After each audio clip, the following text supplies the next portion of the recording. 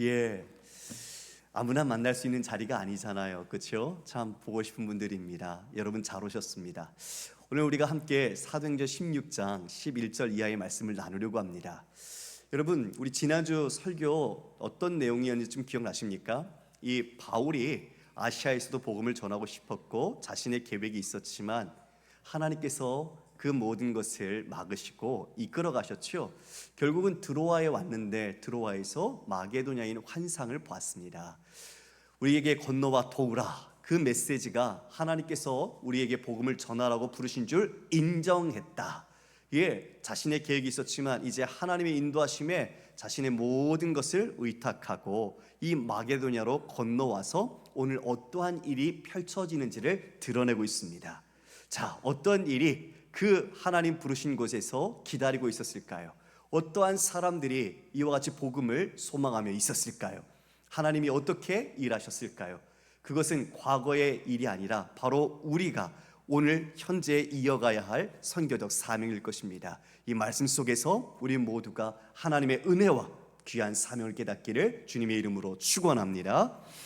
여러분, 드로아에서 이제 배를 타고 떠났습니다. 11절에 보니까 사모드라게로 직행하여 이튿날 네아폴리로 가고 거기서 빌립보에 이르니라고 말합니다. 그래서 이튿날이라고 말하고 있죠. 여러분, 그 마게도냐 드로아에서 마게도냐까지 240km입니다. 배를 타고 옵니다. 그런데 그것을 이틀 만에 왔습니다. 사도행전 20장에 보면 거슬러 가는 길, 되돌아가는 길은 5일이 걸렸습니다. 그러니까 하나님의 마음이 얼마나 급하셨으면 이틀 만에 이곳으로 몰아오신 거예요. 배에 그냥 바람을 불어서 쾌속정을 만들어서 건너오게 하신 거죠. 하나님이 그 땅에 있는 영혼들에게 얼마나 복음을 급하게 전하고 싶으셨으면, 그 마음이 간절하셨으면 이와 같이 인도하셨을까. 이제 그들이 빌립보에 이르렀습니다. 우리 빌립보를 12절에 보니까 이는 마게도냐 지방의 첫 성이요 또 로마의 식민지라 이 성에서 수의를 유하다가 라고 말하네요. 여러분, 데살로니가가 수도지요. 마게도냐의 수도입니다. 그런데 지금 빌립보를 첫 성이라고 말하고 있는 것은요, 그만큼 영향력이 있고 으뜸이 되는 곳이었기 때문에 첫 성이라고 빌립보를 말합니다. 옥타비아누스 황제, 옥타비아누스와 안토니우스가 악티움에서 해전해서 옥타비아누스가 승리를 거두었죠. 그래서 그 자신의 병사들을 빌립보에 보내서 이 빌립보 그곳에서 다시 부흥을 일으킵니다. 식민지죠. 빌립보에 이제 전현직 군인들을 보내서 로마의 문화와 질서, 제도, 그 가치를 그곳에 심습니다. 그래서 빌립보의 이름이 리틀 로마라는 별명을 갖고 있습니다. 그러니까 그 빌립보에 있는 사람들은요, 로마 시민권자로서 자신이 얼마나 자긍심 있고 많은 사람들에게 로마 이런 것을 자랑했는지 모릅니다. 그러한 배경을 갖고 있는 빌립보에 지금 로마의 이 바울의 일행이 도착한 거죠. 자, 그런데 우리 13절을 함께 읽어볼까요? 시작. 안식일에 우리가 기도할 곳이 있을까 하여 문 밖 강가에 나가 거기에 앉아서 모인 여자들에게 말하는데, 자, 웬만하면 회당이 있으면 회당을 가는데요, 회당이 여긴 없어요. 그 말은 유대인 남자 10명 없었다는 거죠. 그런데 그런 경우에는 대부분 강가나 바닷가에서 기도처로 삼아서 그들이 모임을 가졌습니다. 바울이 바로 그 강가로 간 겁니다. 여인들이 있습니다. 기도하는 곳이죠. 그들에게 복음을 전합니다. 그 복음을 전하는데 두아디라시아에 있는 자색옷감 장사로서 하나님을 섬기는 루디아라 하는 한 여자가 말을 듣고 있을 때 주께서 그 마음을 열어 바울의 말을 따르게 하신지라. 그곳에 한 여인이 있는 겁니다. 물론 여러 명이 있었죠. 그런데 그 한 여인에 누가는 초점을 맞춥니다. 그 여인이 하나님께서 마음을 열으셔서 바울의 말을 듣고 따르게 하신 겁니다.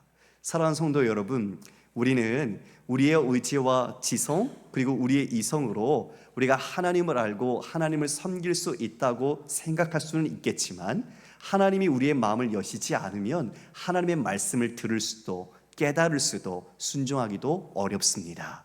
비록 표면적으로는 말씀을 읽을 수 있고 그 말씀을 우리의 열심이나 의지로 순종할 수 있지만 그것이 오히려 하나님 앞에 우리가 올바른 방향으로 나갈 수 있는 위험성이 당연히 있지요. 지금 이처럼 하나님 주께서 그 루디아의 마음을 여셔서 그 하나님의 복음을 듣게 하셨습니다. 그 여자가 어떤 여자였습니까? 두아디라시아인은 자색 옷감 장사. 이 두아디라는 지금의 터키에 있는 지역입니다. 그러니까 지금 마게도니아로 건너와서 이 여인도 살고 있는 거예요. 근데 자색 옷감 장사를 하고 있습니다. 그런데 그가 하나님을 섬기는 여인이었다고 말합니다. 하나님을 섬겼지만 예수 그리스도의 생명의 복음은 알지 못했던 거죠. 하나님을 알기에 기도하러 왔지만 예수의 생명의 복음을 아직 듣지 못한 겁니다. 그것을 지금 바울이 그녀에게 말한 거예요. 그녀가 그 복음을 받아들였어요. 그리고 난 뒤에 어떻게 됐죠? 그녀의 집에 이 바울 일행을 초대해서 머물게 합니다. 여러분, 그 집이 어떻게 됐을까요? 그 집이 어떤 장소가 되었을까요? 유럽 최초의 교회가 세워졌습니다. 할렐루야! 하나님께서 이와 같이 마게도냐로 보내셨는데 그 강가에서 만났던 한 여인, 그 여인은 그 옷감 장사를 하면서 경제적으로는 부유했던 것 같아요. 그 여인을 통해서 그 자신뿐만 아니라 그의 집까지 모두가 예수 그리스도를 영접하게 되었고 세례를 받는, 그리고 그 집이 바로 이 유럽의 최초의 교회가 되는 놀라운 역사를 하나님 이루셨던 겁니다. 여러분, 바울이 알았겠습니까? 만약 우리가 바울이었더라도 그 하나님의 계획을 알았겠습니까? 등 떠밀려서 어쩔 수 없이 간 것 같은데 그곳에서 만났던 한 여인을 통해 하나님은 그 모든 하나님의 섭리를 이미 준비하시고 이루셨던 겁니다. 여러분, 우리의 인생이 그런 것 같아요. 어느 순간에 계획하지 않았던 일이 툭툭툭 생기고 또 때로는 어려움이 생겨서 우리가 등 떠밀려 가는 것 같지만 하나님은 그와 함께 동행하시고 하나님은 그 모든 것을 아시고 하나님의 인도하심을 믿으시길 바랍니다. 하나님이 여러분을 향해서 또 하나님의 귀하신 뜻을 이루어 가시는 거죠. 바울이 지금 그것을 경험했습니다. 부유했던 한 여인이 예수의 생명의 복음을 듣고 그와 자신뿐만 아니라 그의 모든 집의 가족들이 예수를 믿는 놀라운 구원의 역사가 이루어진 거죠. 그 이후에 또 놀라운 한 여인의 이야기가 실립니다. 그런데 이 여인은요, 이 지금 루디아와 같이 그런 여인은 아닙니다. 루디아는 이름이 아니죠. 두아디라의 한 지역의 이름이기 때문에 자신의 출신이에요. 그 루디아는 부유했고 또 하나님을 알았지만 지금 만날 한 여인은 거의 정반대의 여인입니다. 신분이 여종입니다. 그런데다가 귀신에 들렸습니다. 그런데 주인은 그 여종을 통해 점을 칩니다. 돈벌이를 시킨 거죠. 그래서 주인은 그 여인을 통해 큰 이익을 얻는, 착취하는 탐욕의 사람이었습니다. 그 여인이 병들거나 그 여인이 귀신에 사로잡혀도 그것에 대해서 마음 쓰지 않습니다. 무엇만이 중요할까요? 내게 도움이 되느냐, 유익이 되느냐, 손해냐, 돈이 되냐, 돈이 되지 않냐, 이게 중요했던 겁니다. 그 가련한 여인, 그를 어떻게 될까요? 16절에 보니까 바울 일행이 우리가 기도하는 곳에 가다가 점치는 귀신 들린 여종 하나를 만나니 점으로 그 주인들에게 큰 이익을 주는 자라. 그가 바울과 우리를 따라와 소리질러 이르되 이 사람들은 지극히 높은 하나님의 종으로서 구원의 길을 너에게 전하는 자라 하며 이같이 여러 날을 하는지라. 바울이 심히 괴로워하여 돌이켜 그 귀신에게 이르되 예수 그리스도의 이름으로 내가 내게 명하노니 그에게서 나오라 하니 귀신이 즉시 나오니라. 자, 귀신이 귀신같이 알죠? 그죠 여러분? 바울 일행이 어떤 사람인지 알아요. 자, 지극히 높은 하나님의 종들이다. 근데 그들은 그 구원의 길을 전하는 자다. 맞아요, 팩트입니다. 예수님 오셨을 때도 귀신 들린 자들이 그랬어요. 하나님의 아들이라고, 그리고 거룩한 자라고 다 알아요. 그런데 그것이 하나님을 따르는 걸까요? 주님을 따르는 걸까요? 아니에요. 사실은 말하지만 그들은 하나님을 따르지 않아요. 지금 이 여인도 사탄에게 붙잡혀 있죠. 악한 영에 붙잡혀 있죠. 사실을 이야기했지만 이것이 그리스도를 위하여 이야기한 게 아니죠. 자신이 이야기한 것을 통해서 이들이 복음을 전하는데 여러분 어떻게 만든 거예요? 내가 다 알고 있는 것처럼 이야기를 하면서 사람들이 이 여자, 귀신 들린 여인에게 오히려 집중하게 되죠. 계속 쫓아다니면서 그 얘기를 하니까 바울이 사역을 하는데 괴로운 거예요. 심히 성령으로 사역하는 바울과 악령으로 이와 같이 귀신 들려 점치는 여인이 부딪힌 거죠. 그때 바로 어떤 권세가 드러날까요? 예수 그리스도, 그 이름의 권세가 드러납니다. 바로 그 이름으로 말미암아 예수 그리스도의 이름 명하노니 나오라, 그 주님의 권세의 이름으로 명하자 귀신이 즉시 나오니라고 말하고 있습니다. 할렐루야. 여러분, 가족 중에 아픈 분, 아니면 정서적으로 어려운 분, 고통받고 있는 분이 있다고 여겨보십시오. 그분이 바로 주님의 은혜로, 이 사랑으로 회복되었을 때 얼마나 기쁩니까? 그런데 여러분, 이 귀신이 나왔는데 그 다음은 우리의 생각을 완전히 뛰어넘습니다. 어떤 생각일까요? 19절에 여종의 주인들은 자기 수익의 소망이 끊어진 것을 보고 바울과 실라를 붙잡아 장터로 관리들에게 끌어갔다가, 여종의 주인들이 어떻게 했어요? 자신들의 경제적 소망이 끊어졌대요. 돈벌이 수단이 끊어진 거예요. 그것이 소망인 거예요. 그 소망이 끊어지자 그들은 분노합니다. 자신들이 그 가련하고 여종의 회복이나 영혼이나 생명이 치유되는 것에 관심이 없습니다. 사랑하는 교회 여러분, 지금 이 시대도 이런 물질적인 세계관과 가치관이 우리에게 팽배해 있지 않습니까? 조직에게 자신에게 이익이 가냐, 돈이 되냐, 실질적으로 효율이 높으냐, 그 사람 자체에 대한 가치나 존엄성은 필요가 없어요. 하나님의 형상으로 지음받은 인간에 대한 가치 따지지 않아요. 무엇만 따지죠? 조직에게 쓸모 있나 없나, 사회에, 나라에, 우리 가정에, 공동체에, 조직에 그 사람이 얼마나 유용성에 따라서 그 사람의 가치가 평가되는 겁니다. 인사 고과를 매겨서 평점을 따라서 인센티브를 주듯 사회는 그 모든 기준이 그 사람이 어느 정도 기여하느냐에 따라 달라진 거죠. 돈이 그 핵심입니다. 지금 이 주인들도 이 여종의 회복에는 기쁨도 없어요. 그 사람이 나은 것 관심도 없어요. 뭐만 있어요? 돈이 내게서 끊어졌다. 여러분, 누가가 여기에 문학적으로 아주 역설적인 표현, 재미난 표현을 담아놨어요. 귀신이 나갔다라는 엑세르코마이라는 단어가 소망이 끊어졌다라는 단어와 똑같은 단어예요. 그러니까 귀신이 떠나갔는데 이 주인들에게는 자신의 소망이 떠나간 거예요. 충격이죠. 무엇이 소망일까요? 회복, 치유, 하나님의 형상으로 그 사람이 온전해지는 것, 바로 그것이야말로 우리 모두가 소망하는 가장 큰 기쁨이 아닐까요?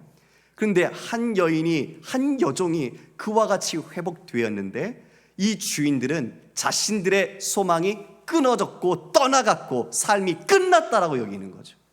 돈 때문에. 물질에 사로잡혀 있는 악한 영의 세계와 지배를 그대로 드러내고 있죠. 사랑하는 교회 여러분, 여러분은 어디에 소망을 두고 사십니까? 여러분이 우리가 함께 예배하면서 하나님을 믿는다 우리는 고백하는데 여러분의 소망이 정말 어디에 있습니까? 무엇이 끊어지면 여러분은 죽을 것처럼 여겨지십니까? 돈인가요? 건강인가요? 여러분의 일터의 직장 자리인가요? 여러분의 학위인가요? 여러분이 갖고 있는 통장 잔고인가요?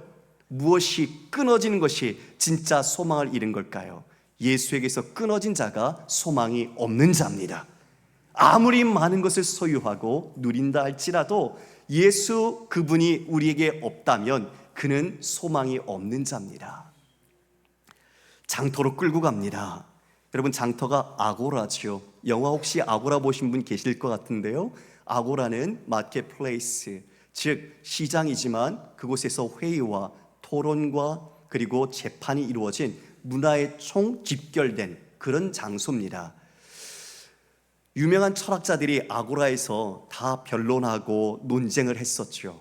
그러니까 그리스, 로마 문화에 있어서 아고라는 그 수준을 드러내는 하나의 핵심적 장소예요. 그곳으로 끌고 가서 관리들에게 앞에 나갑니다. 여러분, 로마 식민지에는 2명의 집정관을 두었습니다. 그런데 이 빌립보에는 새롭게 스트라테고이라는 존칭으로 불리는 집정관이 있었죠. 그 밑에는 릭토르라는 그 수행원이 있습니다. 그 수행원들은 바로 이 상관의 명령에 따라서 집행할 수 있는 사람이에요. 자, 그렇게 끌려간 바울과 실라 어떻게 될까요? 2가지로 고발을 당합니다. 우리 20절, 21절을 함께 읽겠습니다. 상관들 앞에 데리고 가서 말하되 이 사람들이 유대인인데 우리 성을 심히 요란하게 하여 로마 사람이 우리가 받지도 못하고 행하지도 못할 풍속을 전한다 하거늘. 첫 번째 고발이, 자, 저들 유대인이다. 그런데 우리 성을 심히 요란하게 한다라고 말하죠. 여러분, 로마 제국은 많은 식민지를 거느릴 때 첫 번째 중요하게 여겼던 것이 그 제국의 안정입니다. 그러니까 그 질서와 제도를 존중하는 것, 그런데 그것을 깨거나 불변시킨다면 그 소란죄를 가장 중대하게 봤어요. 근데 지금 이 바울과 실라 일행을 그 고발한 겁니다. 그 죄로 이들이 지금 우리를 소란하게 만들고 있다, 요란하게 하고 있다. 그런데 유대인이라는 것을 이야기하죠. 이것은요, 바로 이 일 있기 1년 전에 클라우디오 황제가 로마에서 유대인을 다 추방시켰습니다. 그러니까 지금 리틀 로마의 빌립보에도 반유대주의적 영향이 있어요. 평판들이 안 좋은 겁니다, 유대인들에 대해서. 그래서 지금 종교적 편견을 가지고 바울과 실라를 공격하는 거예요. 속내는 뭐죠? 자신의 돈이 끊긴 거예요. 그런데 그것을 응징하고 보복하기 위해서 지금 유대인이라는 종교, 인종적인 차별을 갖고 와서 이렇게 명분으로 삼은 겁니다. 저들이 소란케 한다, 요란케 한다. 2번째는 로마 사람이 우리가 받지도 행하지도 못할 풍속을 전한다. 로마는 종교를 인정했습니다. 그런데 유대교를 인정했지만 로마 시민이 이와 같이 개종하는 것을 불허했습니다. 그러니까 유대교, 지금 이들이 와서 전하는 것이 자신들을 개종시키려고 한다, 이것을 지금 이와 같이 고발하는 거죠. 물론 바울은 유대교를 말하는 게 아니죠. 기독교입니다. 그런데 사람들은 이 기독교가 유대교의 한 분파라고 생각했어요. 아직 구별할 수 없었기 때문입니다. 그들은 이렇게 2가지의 죄목으로 고발을 당하자 이제 그 상관이 옷을 찢어버리고 그리고 매질을 합니다. 여러분이 볼까? 23절에 많이 친 후에 옥에 가두고 간수에게 메모하여 든든히 지키라 하니. 자, 착고까지 찼습니다, 발에. 그리고 24절에 보면 깊은 옥에 가두었다라고 말하죠. 여러분, 로마는 감옥을 3가지 종류로 운영하고 있었습니다.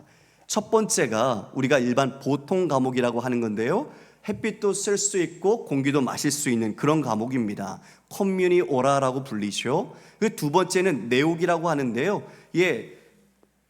아는 것처럼 이렇게 창살로 이렇게 각각 막혀 있는 곳이죠. 견고한 빗장을 쳐서 잠근 곳, 바로 그곳이 인테리오라고 하는 곳입니다. 그리고 마지막으로 하옥이라고 하는 툴리아눔이 있었습니다. 그곳은 중범죄자들, 사형자들을 그곳에 수감시켰죠. 지하 12피트, 그러니까 3, 4미터 정도 되는 곳에 빛이 들어오지 않겠지요. 그 모든 것이 다 벽으로 둘러쳐져 있고 위에는 둥근 아치로 구멍이 하나 뚫려 있습니다. 그런 곳에 지금 이 깊은 감옥에 묶여 있는 겁니다. 여러분 혹시 영화 사도 바울을 보셨으면 바로 누가와 바울이 그 툴리아눔에 갇혀 있었던 모습을 깨닫고 보실 수 있었을 겁니다. 지금 바울과 실라가 그 하옥에 가두어졌고 그리고 착고를 차고 그와 같이 고통을 받고 있습니다. 그런데 여러분, 그때 이들이 무엇을 하고 있었을까요? 우리 25절 함께 읽어보겠습니다. 시작. 한밤중에 바울과 실라가 기도하고 하나님을 찬송하며 죄수들이 듣더라. 한밤중이죠. 한밤중에 바울과 실라가 기도합니다. 그리고 하나님께 찬송을 올려드립니다. 그것을 죄수들이 들었다고 합니다. 여러분, 죄수만 들었을까요? 누가 또 들으셨을까요? 하나님이 들으셨습니다. 하나님은 기도를 들으시는 분입니다. 하나님께서 그 기도를 들으시고 지금 이제 이후에 놀라운 일이 일어나죠. 그런데 우리는 이런 생각을 할 수 있어요. 아니, 하나님이 보내셨는데, 그래서 왔는데 왜 이렇게 어려움을 당하나? 길이 쭉쭉 고속도로처럼 열려야지 왜 그들이 이렇게 매를 맞고 이렇게 억울하게 갇히게 하시나? 우리 또한도 그런 상황 되면 하나님 어디 계십니까? 당신은 나를 버리셨습니까? 우리는 그렇게 하나님을 원망하며 절규하기도 합니다. 마치 꼼꼼한 먹구름이 가득 차 있어서 햇빛 하나 내려오지 않은 것처럼 답답해 보이지만 태양은 그 구름 위에 그대로 존재하지요. 하나님은 떠나신 적 없습니다. 하나님은 늘 함께 하시죠. 바로 그때 우리의 믿음이 중요합니다. 바울과 실라가 기도했습니다. 여러분, 우리가 예수 믿으면 가치관이 바뀝니다. 여러분, 그것을 경험하시고 느끼십니까? 우리의 관점이 바뀌어요. 돈, 명예, 자기의 세상의 어떤 지위, 그런 것들이 세상의 소망이었다가 예수님을 영접하고 나면 진짜 중요한 것이 무엇인지 눈을 뜨게 되죠. 그 이후로는 우리는 이 삶이라는 현실의 상황과 문제에 초점을 두지 않습니다. 무너진 상황의 회복을 소망하는가? 아니면 우리가 주님께 소망을 두는가? 여러분, 두 가지 중에 어디입니까? 다시요. 여러분이 무너진 상황의 회복에 소망을 두십니까? 아니면 하나님께 소망을 두고 계십니까? 우리의 기도를 보면 알 수 있어요. 하나님께 소망을 두면 기도의 내용이 바뀝니다. 그러나 문제와 상황과 현실에 우리의 마음을 두면 그 문제가 회복되는 것만 우리의 소망으로 삼지요. 그 문제가 해결되면 하나님 앞에 다시 기도하거나 그런 것이 멀어지게 되죠. 그런데 진짜 믿음의 사람은 그때 하나님께 소망을 둡니다. 그리고 묻습니다. 하나님, 내가 이 상황 속에서 무엇을 할까요? 하나님, 이 상황 속에서 나를 통해 이루시고자 하는 뜻이 무엇입니까? 그것이 믿음입니다. 할렐루야. 예, 우리는 그것을 구해야 합니다. 바울과 실라는 지금 그것을 구한 거예요. 나를 빨리 여기서 꺼내주세요. 하나님 뭐 하는 겁니까? 하나님 나를 보내셨으면 책임지셔야죠. 하나님 물론 책임지시죠. 그러나 바울과 실라는 이 감옥에서 나올 수 있기를 간구하지 않았습니다. 왜요? 잠시 후에 이 하나님의 놀라운 역사가 일어납니다. 지진이 나요. 그리고 옥문이 열립니다. 창고까지 다 풀립니다. 그런데 바울과 실라는 나가지 않아요. 그대로 있습니다. 그대로. 그 감옥 그 자리에 그대로 있습니다. 옥문이 열리고 창고가 풀려도 자신들이 도망가지 않습니다. 그게 기도의 목적이 아니었거든요. 하나님, 이곳에서 우리를 통해 이루시고자 하는 뜻이 무엇인가요? 그것을 알게 해주세요. 그걸 물었던 것이죠. 바울이 로마 감옥에 나중에 갇혀서요, 바로 이 빌립보 교인들에게 편지를 쓴 서신 빌립보서에서 이렇게 말합니다. 빌립보서 1장 20절 21절입니다. 우리 함께 읽어볼까요? 자막 보고 시작. 나의 간절한 기대와 소망을 따라 아무 일에든지 부끄러워하지 아니하고 지금도 전과 같이 온전히 담대하여 살든지 죽든지 내 몸에서 그리스도가 존귀하게 되려 하나니 이는 내게 사는 것이 그리스도니 죽는 것도 유익함이라. 바울은요, 사는 게 죽는 거 이 모든 것이 의미가 없어요. 중요한 게 뭐지요? 내 몸을 통해, 나를 통해 그리스도가 존귀하게 드러나는 것. 그래서 심지어 나는 죽는 것도 유익하다. 죽는 것조차도 내게는 얻는 거라고 말하고 있어요. 생사가 자신의 관심사가 아니라 예수 그리스도를 믿고 난 뒤에 그 모든 삶의 목적과 자신의 방향은 오직 그리스도가 증거되는 것. 나는 질그릇 같은 내 몸은 다 깨지더라도 오직 내 안에 보배이신 예수 그리스도가 드러나는 것이 바울의 안에 있던 중심 마음이었던 겁니다. 바울이 지금 이 감옥 속에서 절망이 아니라 기도하며 하나님께 그 뜻을 구했던 거죠. 지금 우리도 모두가 하나님이 우리를 그와 같이 아시고 우리를 인도하십니다. 여러분 믿으십니까? 여러분이 한밤중인 것처럼 지금 이 잡혀서 메인바디인 것처럼 그런 삶을 사시는 분이 계실 거예요. 하나님, 이게 뭔가요? 나는 아무것도 모르겠네요. 왜 이런 일이 생겼나요? 그러나 여러분 반드시 기억할 것은 한밤중에 바울과 실라가 기도와 찬송을 했을 때 하나님의 놀라운 역사가 일어났고, 그 역사는 단지 그 문제를 해결해서 감옥에서 나오는 것이 끝나는 게 아니라, 그것이 목적이 아니라 하나님의 섭리는 다른 곳에 있었다는 겁니다. 여러분 어떤 일이 있었을까요? 우리 그 다음 말씀 한번 볼까요? 27절입니다 27절 시작. 간수가 자다가 깨어 옥문들이 열린 것을 보고 죄수들이 도망한 줄 생각하고 칼을 빼어 자결하려 하거늘 바울이 크게 소리질러 이르되 내 몸을 상하지 말라, 우리가 다 여기 있노라 하니. 간수가 자기가 스스로 죽으려고 합니다. 왜냐하면 간수는 자기가 지키던 죄수가 도망가면 대신 그 형벌을 받아야 했어요. 그러니까 지금 이 옥문이 다 열렸고 지금 사람들이 다 도망간 것으로 생각한 거죠. 예, 그래서 스스로에겐 어떻게 판단한 거죠? 내 삶은 끝났어. 나는 망했어. 나는 살 수 없어. 그래서 스스로 자신이 죽으려고 합니다. 살아가는 성도 여러분, 사업이 망하면 끝입니까? 내가 바라던 꿈이 무산되면 인생이 끝났습니까? 내가 원하던 자격 시험에서 안 되면 나는 쓸모없는 사람입니까? 내 일이 기대와 목적에 실패하면 나는 살 가치가 없습니까? 내가 돈이 없으면, 경제적인 문제로 파산하면 나도 죽고 자녀도 죽어야 합니까? 마음이 아픕니다. 하나밖에 없는 하나님이 주신 소중한 생명을 우리는 우리 삶의 왜곡된 가치관에 묶여서 내 일이 내 생명보다 귀한 것처럼, 내 사업이 아니면 내가 목적한 소망이 성취되지 않으면 나는 끝났다. 내 인생은 더 이상 빛이 없다. 스스로 포기하고 자신의 생명조차 해하는 모습을 지금 21세기 현실에서 우리가 맞닥뜨리고 있지 않습니까? 저는 그런 기사를 볼 때마다 마음이 아픕니다. 예수를 믿었더라면, 예수님을 알았더라면, 예수님을 그가 붙잡았더라면 그런 어리석은 판단과 행함은 하지 않았을 텐데, 많은 지식을 갖고 있고 많은 학위도 갖고 있고 많은 기술이 발달된 이 시대에 살면서도 우리는 과연 어디에 소망을 두고 목적을 두고 살아가고 있습니까?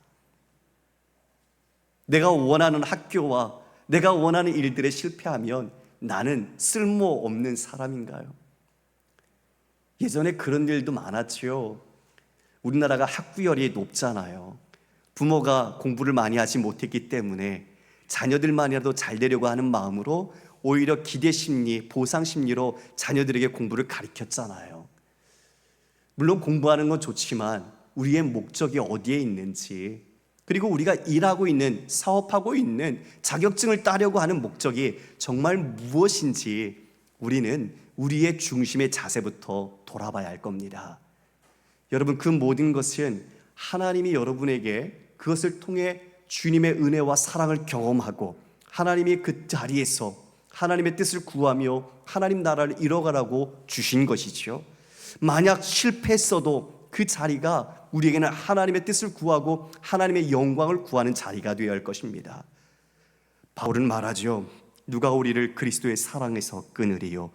환난이나 공고나 박해나 기근이나 적신이나 위험이나 칼이랴.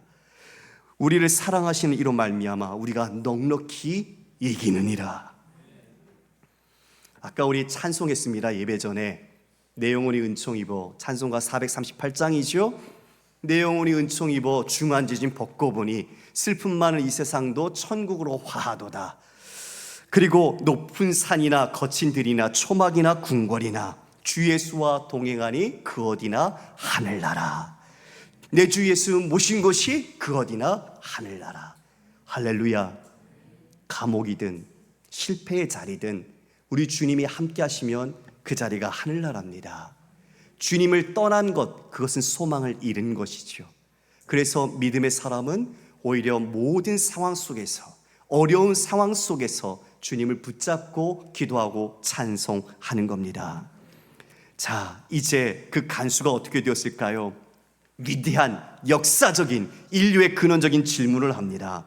30절, 31절을 함께 읽습니다. 시작.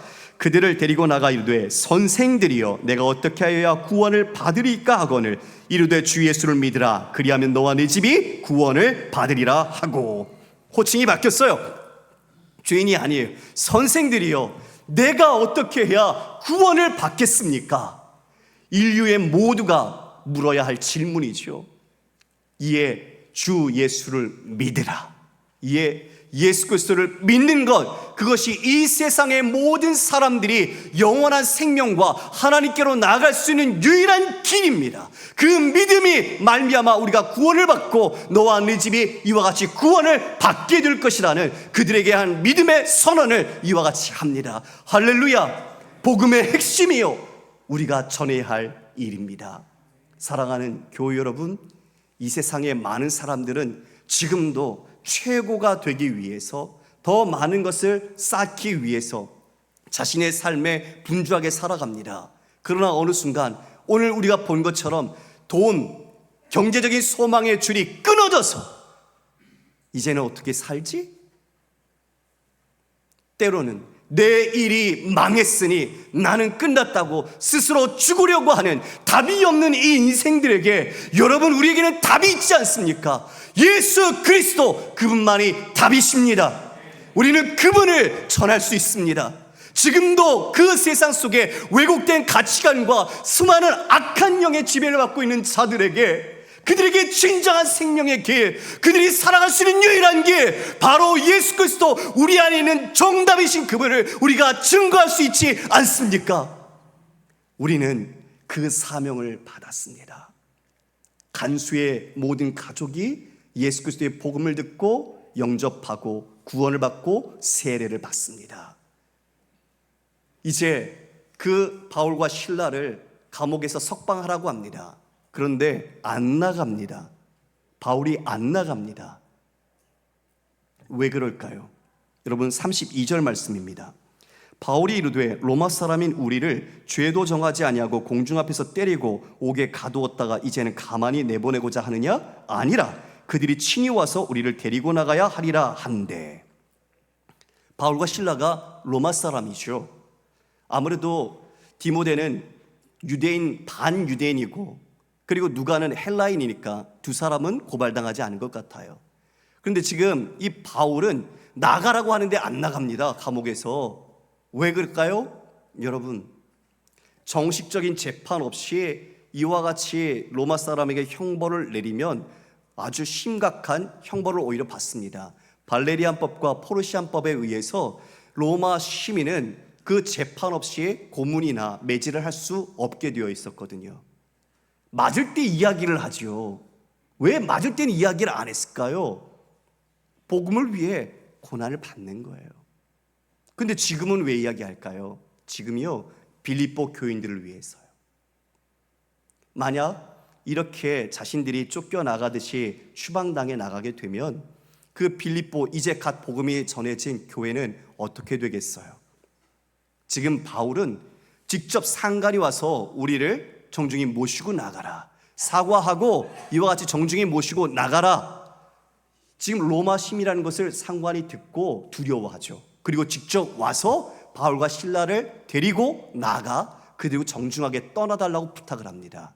뭘까요? 복음, 그리스도의 복음은 틀리지 않았다. 빌립보 교인들아, 이 복음의 승리를 너희들은 보아라. 우리는 갇힌 자 같으나 갇힌 자가 아니라 오히려 이들보다 더 자유한 자며 복음은 갇히지 않고 복음을 흘러간다. 지금 이 빌립보 교인들에게 그 복음의 승리를 자신들이 이와 같은 로마 시민권자를 드러냄으로써 자기가 아니라 그들을 위하여 사용합니다.